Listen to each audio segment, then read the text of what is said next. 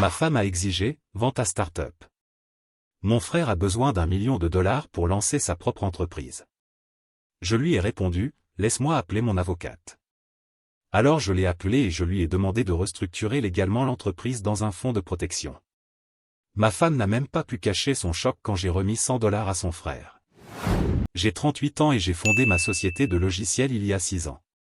J'ai commencé dans mon garage, en travaillant 80 heures par semaine, en mangeant des nouilles instantanées pendant des mois. Aujourd'hui, l'entreprise est évaluée à environ 4,2 millions de dollars, selon notre dernière estimation. Ce n'est pas un géant, mais c'est solide, nous avons 12 employés, un chiffre d'affaires stable et des bénéfices constants depuis 3 ans. Ma femme, Nathalie, 36 ans, et moi sommes mariés depuis 4 ans. Je l'ai rencontrée après que l'entreprise ait déjà pris son essor. Elle travaille à mi-temps comme professeure de yoga et gagne environ 28 000 dollars par an.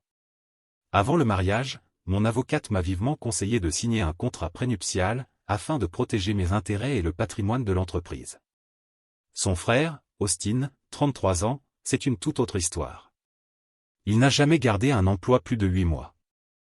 Il dit toujours qu'il a une idée de millionnaire, mais compte systématiquement sur l'argent des autres.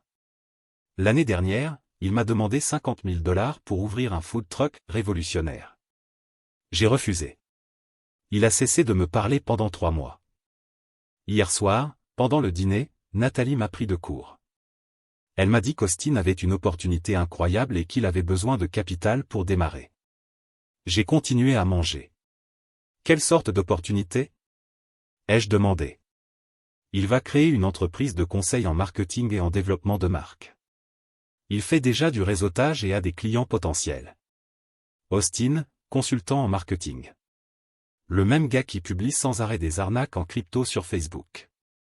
Et de combien a-t-il besoin ? d'1 million de dollars. J'ai éclaté de rire. Impossible de me retenir. Nathalie, ça n'arrivera pas. Elle est devenue sérieuse. C'est la famille. Ton entreprise marche bien. Tu peux aider.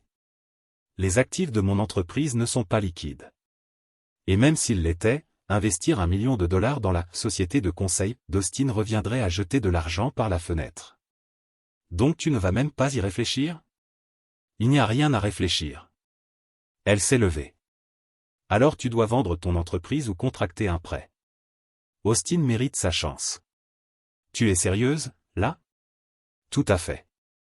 Nous sommes une famille. La famille aide la famille. Tu es égoïste. J'ai posé ma fourchette sur la table. Laisse-moi appeler mon avocate. Ses yeux se sont plissés. Pourquoi as-tu besoin d'une avocate ? Parce que tu viens de me demander de liquider mon entreprise pour ton frère au chômage. Je veux savoir quelles sont mes options. J'ai pris mon téléphone et appelé Véronica, mon avocate. Je l'ai mise sur haut-parleur. Véronica, salut. Petite question, si ma femme exige que je vende mon entreprise pour financer celle de son frère, quelles sont mes protections légales ? Véronica a répondu immédiatement. Le contrat prénuptial protège l'entreprise. Elle n'a aucun droit dessus, mais il serait peut-être judicieux de discuter de stratégies de protection du patrimoine. Pouvez-vous passer demain ? Oui, demain matin. 9 heures, ça te va ? Parfait. Je préparerai quelques options. J'ai raccroché et j'ai regardé Nathalie. Voilà ta réponse. Elle tremblait de colère. Tu viens de m'humilier. Tu viens de me demander de détruire 6 ans de travail à cause d'Austin. On est quitte. Elle est sortie furieuse, claquant la porte de la chambre. J'ai fini mon dîner seul, en réfléchissant à ce que Véronica voulait dire par « stratégie de protection du patrimoine ». Mise à jour 1. 4 jours se sont écoulés depuis cette exigence initiale. Les choses ont dégénéré très vite. Je suis allé au rendez-vous avec Véronica, mon avocate, le lendemain matin. Elle était déjà prête, documents étalés sur la table. Votre contrat prénuptial protège l'entreprise, mais il existe une faille, expliqua-t-elle. Si votre épouse parvient à soutenir que les biens du mariage se sont mêlés à ceux de l'entreprise, ou que l'activité a grandi grâce à ses contributions, elle pourrait formuler une revendication dans une procédure de divorce. Mais nous n'allons pas divorcer, ai-je répondu. Peut-être pas, mais elle montre des signes préoccupants. Fermons cette brèche. Elle a alors présenté le plan, restructurer l'entreprise dans un trust irrévocable, dont je serai l'administrateur et le bénéficiaire. Le trust deviendrait le propriétaire légal de l'entreprise, et Nathalie n'aurait absolument aucun droit dessus. La restructuration serait rétroactive, fondée sur les documents de création de l'entreprise antérieurs au mariage. Coût, 8500 $ d'honoraires juridiques. Faites-le, ai-je dit. Il a fallu 3 jours pour tout boucler. Désormais, l'entreprise est légalement enregistrée sous le nom de Reynolds Business Trust. J'en suis l'administrateur. J'ai le contrôle total. Nathalie n'a aucun moyen légal d'imposer une vente ou de revendiquer une propriété. Tous les papiers ont été déposés hier après-midi. Le guet-apens familial. Nathalie ne m'a pas adressé la parole pendant 2 jours. Puis, jeudi soir, elle est rentrée accompagnée avec des renforts. Ils étaient tous dans le salon quand je suis rentré du travail, Austin, son frère, Lorraine, la mère, 61 ans, et Frank, le père, 64 ans. Qu'est-ce que c'est que ça? Ai-je demandé. Lorraine s'est levée. Nous devons parler de l'opportunité d'Austin. Non, nous n'en avons pas besoin. Frank a toussé pour s'éclaircir la voix. Fils, nous sommes une famille. Nathalie a dit que tu te montrais difficile pour aider Austin à lancer son entreprise. Austin a 33 ans et a déjà eu une douzaine d'opportunités qui n'ont mené nulle part. Je ne vais pas en financer une de plus. Austin a enfin ouvert la bouche. Cette fois, c'est différent. J'ai fait mes recherches, le marché est là. J'ai juste besoin de capital. Alors demande un prêt professionnel. Aucune banque ne prête à quelqu'un sans garantie ni historique d'activité. Tu le sais. Donc ton plan, c'est de prendre mon argent? Ce n'est pas prendre, c'est investir. Je te rembourserai. J'ai ri. Austin, tu me dois encore 3000 $ de ce prêt pour réparer ta voiture il y a 2 ans. Son visage a viré au rouge. C'était différent. En quoi? J'ai eu des dépenses imprévues. Et je suis censé croire que tu vas rembourser 1 million de $? Lorraine est intervenue. Tu gagnes très bien ta vie. Tu peux aider la famille. C'est ce que font les gens qui réussissent. J'ai travaillé 6 ans pour bâtir mon entreprise, ai-je répondu. Austin a travaillé 6 ans à fuir ses responsabilités. Ce n'est pas pareil. La voix de Nathalie est devenue glaciale. Alors c'est ça? Tu vas laisser ton beau-frère échouer? Il n'échoue pas. Il ne réussira juste pas avec mon argent. Frank a tenté le ton d'autorité paternelle. Pense à Nathalie. Pense à l'avenir de cette famille. La réussite d'Austin, c'est la réussite de tous. La réussite de mon entreprise, c'est la mienne et le moyen de subsistance de mes employés. Je ne mettrai pas ça en danger. Je me suis levé. Cette réunion est terminée. Vous devez tous partir. Austin s'est levé aussi. Tu vas le regretter. C'est une menace? C'est la réalité. La famille se souvient de qui a aidé et de qui n'a pas aidé. Alors je suppose que je serai le type qui n'a pas jeté 1 million de $ par la fenêtre. Ils sont partis, tous en me lançant des regards noirs. Nathalie est partie avec eux. Elle est revenue 1 heure plus tard, sans dire un mot. Elle est allée directement dans la chambre. Les exigences continuent. Le lendemain matin, Nathalie a tenté une autre approche. Elle s'est assise avec moi au petit déjeuner, d'un ton calme. J'ai réfléchi, et si on trouvait un compromis? Je t'écoute. Pas le million entier, mais 500 000 $. La moitié. Ce serait déjà suffisant pour qu'Austin démarre correctement. Non? Tu n'y as même pas réfléchi. Parce qu'il n'y a rien à réfléchir. La réponse est non pour 1 million, non pour un demi-million, non pour n'importe quel montant au-dessus de quelques milliers et seulement si c'est un vrai business plan, avec de vrais chiffres. Il a un business plan. Alors il peut le présenter à la banque. Elle a lancé la tasse de café. La tasse a explosé contre le mur derrière moi. Tu es en train de détruire cette famille. Je protège le travail de toute ma vie. Ce n'est pas la même chose. Elle a pris son sac et est sortie. Elle n'est pas rentrée depuis. Elle est chez ses parents, d'après le partage de localisation qu'elle a oublié de désactiver. Le coup bas. Cet après-midi, j'ai reçu un appel de mon associé, Léo, 41 ans. Mec, tu savais que Nathalie appelle nos clients? Mon estomac s'est noué. Quoi? Madame Patterson m'a appelé. Elle a dit que ta femme l'avait contacté, qu'elle avait raconté que tu avais des problèmes personnels et que l'entreprise pouvait être instable. Elle a demandé s'il y avait un risque de non-respect du contrat. Madame Patterson est notre plus grande cliente, avec un contrat annuel de 340 000 $. Et qu'est-ce qu'elle a dit? Ai-je demandé.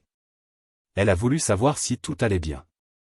J'ai répondu que oui, que ce n'était que du drame familial et que ça n'affectait pas l'activité. Elle a eu l'air rassurée, mais, mec, c'est grave. J'ai raccroché et j'ai appelé aussitôt Véronica. Nathalie contacte mes clients pour essayer de saboter l'entreprise. Documenter tout. Demander des déclarations aux clients qu'elle a contactés. C'est une ingérence illicite dans des relations commerciales. Nous pouvons intenter une action en justice si nécessaire. J'ai commencé à passer des coups de fil.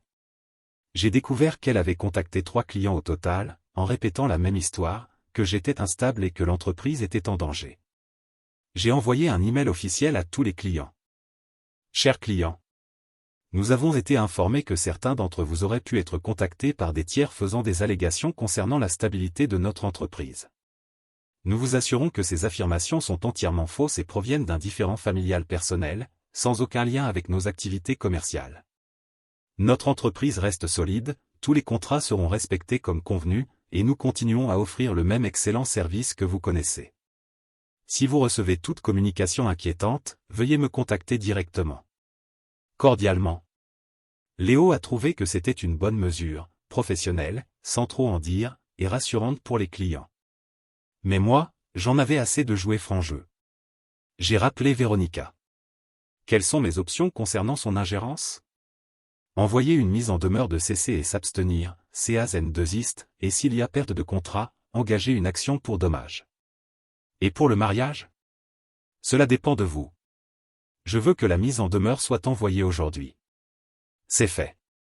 Nathalie a reçu la lettre chez ses parents dans la matinée, je le sais, car elle m'a appelé 1 heure plus tard, furieuse. Tu m'as envoyé une menace légale. Tu as essayé de saboter mon entreprise. À quoi t'attendais-tu? J'essayais juste de te faire voir la raison. En mentant à mes clients? Ce n'est pas de la raison, c'est du sabotage. Tout est de ta faute. Si tu avais aidé Austin. L'entreprise est désormais dans un trust. Même si je voulais donner de l'argent à Austin, légalement je ne peux pas, sans violer mon devoir fiduciaire envers le trust. Silence. Quoi? J'ai restructuré l'entreprise. Elle est désormais dans un trust irrévocable. J'en suis l'administrateur. Le trust est le propriétaire de la société. Je ne peux pas simplement liquider des actifs pour un usage personnel. Tu as fait ça exprès. Oui, je l'ai fait. Après que tu m'as demandé de détruire mon entreprise pour ton frère. Je veux divorcer. Très bien. Elle ne s'attendait pas à cette réponse. Quoi? C'est fini, Nathalie. Tu m'as lancé une tasse, tu as essayé de saboter mon entreprise et tu as passé la dernière semaine chez tes parents. Si tu veux divorcer, divorçons. Je ne vais pas me battre pour quelqu'un qui me traite comme un distributeur automatique. Elle a raccroché. Mon avocate prépare déjà la réponse à la procédure de divorce inévitable. Le contrat prénuptial est solide. Elle n'aura droit à rien concernant l'entreprise. Peut-être une pension alimentaire temporaire pendant quelques années, vu la différence de revenus, et c'est tout. Mise à jour 2. 2 semaines se sont écoulées depuis que Nathalie a dit qu'elle voulait divorcer. Cette fois, elle est vraiment passée à l'action. Les papiers sont arrivés il y a 6 jours et les exigences sont tout simplement absurdes. Dans la requête, son avocat réclame 50% de la valeur de l'entreprise, soit 2,1 millions de dollars.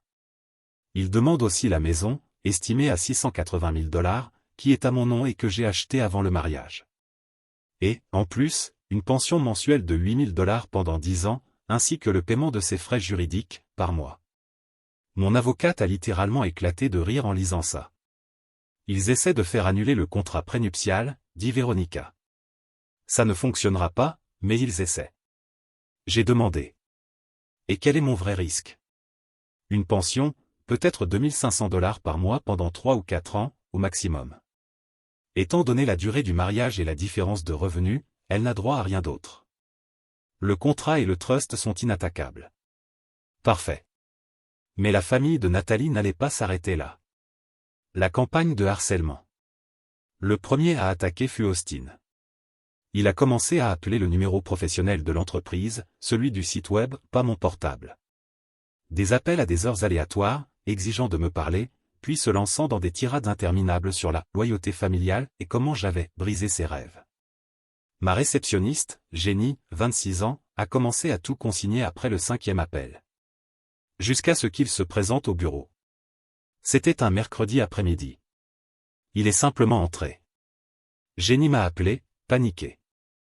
Austin est à la réception, il exige de te parler. Dis-lui que je ne suis pas disponible. Elle l'a dit. Il a refusé de partir. Il a commencé à hausser le ton, disant qu'il ne partirait pas tant que je n'aurais pas réparé les choses. J'ai appelé la police. Intrusion sur propriété privée. 2 agents sont arrivés en 15 minutes. Austin était encore assis dans la salle d'attente, les bras croisés. Monsieur, vous devez quitter les lieux. C'est un espace privé. Je ne pars pas tant que je n'ai pas parlé au propriétaire. Le propriétaire ne veut pas vous parler. Sortez maintenant, ou vous serez arrêté pour intrusion. C'est ridicule. C'est de la famille. Je m'en fiche si c'est votre meilleur ami. Sortez immédiatement. Austin a fini par partir en criant que je le paierai un jour. Cet après-midi-là, j'ai déposé une demande d'ordonnance restrictive. Elle a été accordée 2 jours plus tard.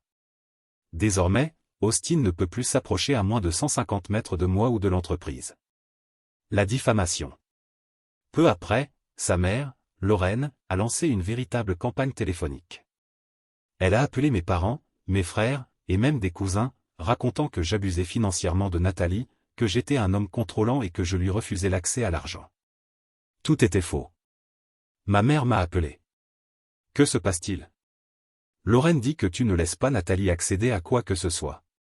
Je lui ai tout expliqué, la demande du $1 million, la tentative de sabotage auprès des clients, chaque détail. Ah, c'est très différent de la version de Lorraine. Tu veux lui rappeler pour rectifier? Bien sûr. Ma mère est juge de la famille à la retraite. Quand elle parle, les gens écoutent. D'après ce que j'ai appris ensuite, elle a appelé Lorraine et lui a expliqué calmement qu'exiger qu'une personne liquide son entreprise pour financer le projet raté d'un proche, c'est de l'abus financier. Et que les actions de Nathalie relevaient d'une tentative de sabotage économique. Les appels de Lorraine se sont arrêtés immédiatement. Mais ensuite, ce fut au tour de Franck, le père, d'essayer une nouvelle approche. La conversation d'homme à homme. Dimanche matin, je prenais mon café sur la terrasse quand Franck est apparu. Il faut qu'on parle. Si c'est pour parler d'argent pour Austin. Non, écoute-moi juste. Contre mon bon sens, je l'ai laissé entrer. Écoute, je sais qu'Austin a eu des revers, mais il essaie. C'est mon fils. Je veux le voir réussir. C'est compréhensible, Franck, mais ce n'est pas à moi de financer ça. Je comprends. Mais voilà. Nathalie est ma fille. Ce divorce va la détruire financièrement et émotionnellement. Tu pourrais tout arranger en donnant $1 million à Austin. Faire preuve d'un peu de flexibilité, un peu de loyauté envers la famille. Franck, Nathalie m'a exigé de vendre mon entreprise. Quand j'ai refusé, elle a tenté de saboter mes contrats. Ce n'est pas un désaccord. C'est une trahison. Elle était émotionnellement bouleversée, désespérée d'aider son frère. Et je devrais récompenser ce genre de comportement? Il a soupiré. Donc tu ne vas vraiment pas aider? Non. Alors j'espère que tu seras heureux avec ton argent, parce que tu vas perdre ta femme à cause de lui. Je perds ma femme parce qu'elle accorde plus de valeur au fantasme de son frère qu'à notre mariage. Ce n'est pas la même chose. Il est parti. La réalité du tribunal. La première audience de divorce a eu lieu hier, seulement pour des ordonnances temporaires. Nathalie est arrivée avec son avocat, un type qui semblait tout droit sorti de la fac de droit. Véronica, elle, était impeccable, tout classé, organisé par intercalaire, prête à démolir la partie adverse. Le juge a examiné le contrat prénuptial et les documents du trust. Il a regardé l'avocat de Nathalie et a demandé. Maître, ce contrat est manifestement valide. L'entreprise a été fondée avant le mariage et elle est dûment protégée. Quel est votre argument pour que votre cliente en reçoive une partie? Monsieur le juge, l'entreprise a pris de la valeur pendant le mariage grâce aux efforts du mari et de ses employés. Avez-vous des preuves que votre cliente a contribué à cette croissance? Elle lui a apporté un soutien émotionnel. Le juge a levé un sourcil. Ce n'est pas une base légale pour un partage des biens. Autre chose? L'avocat a bégayé. Il n'avait rien. Le juge a regardé Nathalie. Madame, avez-vous contribué financièrement à l'entreprise? Non. Y avez-vous travaillé? Non. Avez-vous fourni un service quelconque à l'entreprise? J'ai apporté un soutien émotionnel pendant qu'il travaillait. C'est un devoir conjugal, pas une contribution professionnelle. Je maintiens le contrat prénuptial. L'entreprise et tous les biens qui y sont liés restent la propriété de votre mari. Nathalie s'est mise à pleurer. Ce n'est pas juste. Je suis sa femme. Vous êtes sa future ex-femme, répondit le juge. Et vous avez signé cet accord de votre plein gré. Point suivant. La pension temporaire a été fixée à $2200 par mois, encore moins que ce que Véronica avait prévu. Son avocat a tenté de plaider pour plus. Le juge l'a aussitôt interrompu. Votre cliente travaille à temps partiel par choix. Elle est parfaitement capable d'augmenter ses revenus. $2200 suffisent. L'affrontement. À la sortie du tribunal, Nathalie est venue vers moi. Tu avais tout prévu. Depuis le début. J'ai protégé mon entreprise après que tu as essayé de me la prendre. J'espère que tu es heureux. Je ne suis pas heureux que notre mariage soit fini, mais je suis satisfait d'avoir encore mon entreprise. Elle est partie avec son avocat qui avait l'air complètement abattu. Le prix de consolation du frère. Hier soir, j'ai reçu un message d'Austin. Premier contact depuis l'ordonnance restrictive. Tu as gagné. Heureux maintenant. Je l'ai ignoré. Quelques minutes plus tard, un autre message. Nat est dévasté. J'espère que ton entreprise en valait la peine. Tu peux encore arranger les choses. J'en ai eu assez. Je suis allé à la banque, j'ai retiré $100, pris un billet tout neuf, l'ai glissé dans une enveloppe et j'ai écrit. Pour l'entreprise de conseil d'Austin. Devrait suffire à imprimer les premières cartes de visite. Bonne chance. Je l'ai envoyé à son adresse. 1 heure plus tard, il m'a appelé. Le message vocal n'était qu'un torrent de cris et d'insultes incompréhensibles. J'ai sauvegardé l'audio et l'ai envoyé à Véronica avec une note. Preuve supplémentaire de harcèlement, au cas où nous en aurions besoin. Mise à jour 3. 3 mois se sont écoulés depuis que Nathalie a déposé la demande de divorce. L'audience finale a eu lieu la semaine dernière. Il est temps de clore ce chapitre. L'accord final. Le juge a tout passé en revue. Le contrat prénuptial a été entièrement maintenu. Condition finale. Je garde l'entreprise et tous les actifs qui y sont liés. Je garde la maison, achetée avant le mariage.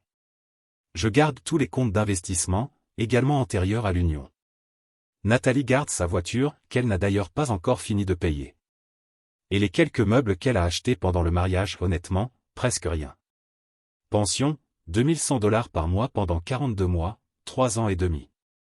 Chacune des parties paie ses propres frais juridiques. Coût total pour moi.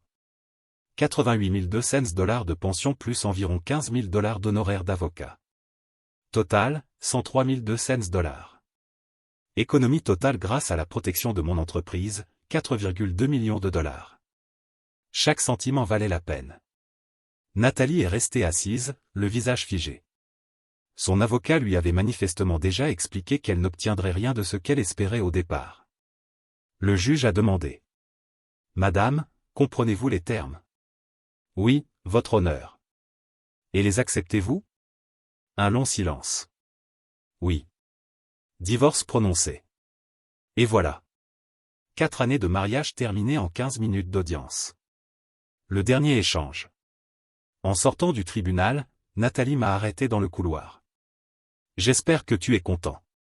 Je suis soulagé que ce soit fini. Tu sais qu'Austin a dû retourner vivre chez mes parents, n'est-ce pas? Son projet s'est effondré sans financement. Dommage. C'est tout ce que tu as à dire? Qu'est-ce que tu veux que je dise, Nathalie? Que je regrette de ne pas m'être ruiné pour le rêve vide de ton frère? Je veux que tu admettes que tu as détruit notre mariage pour de l'argent.